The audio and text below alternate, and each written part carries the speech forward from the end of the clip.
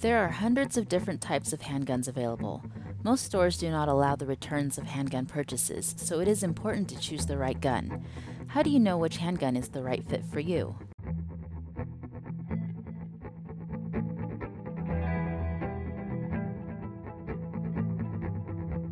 Meet Jane. Jane recently got into target shooting and is ready to purchase a handgun. She decides to research the differences between handgun calibers to see if that will help narrow her choices. She found that the first number in a caliber name is the diameter of the bullet and can be expressed in metric or SAE. For example, a 9mm has a diameter of 9 millimeters, while 45 ACP has a diameter of 0.45 inches. Some calibers include more information like a person's name or the manufacturer's initials.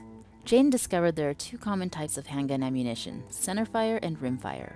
Centerfire ammunition consists of a primer, bullet casing, gunpowder, and the bullet. It's the most common type of ammunition. When you pull the trigger of the gun, the hammer strikes the firing pin, which strikes the primer.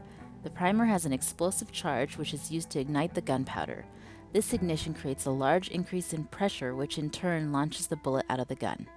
With rimfire ammunition, the primer is built into the casing, so instead of striking the center of the round, the firing pin must strike any part of the rim. The rest of the firing process is the same.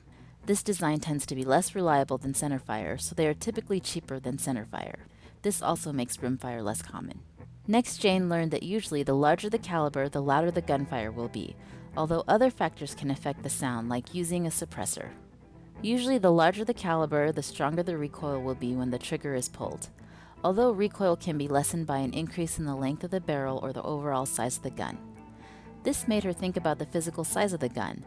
Usually, the larger the caliber, the larger the gun is, which could be fatiguing if the gun is too heavy.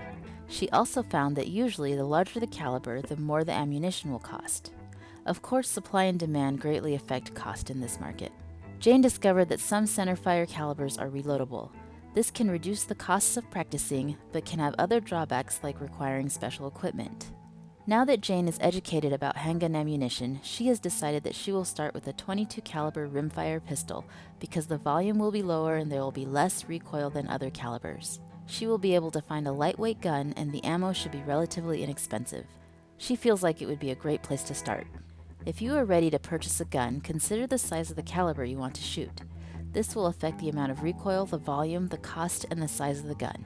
This can help determine what type of handgun to purchase.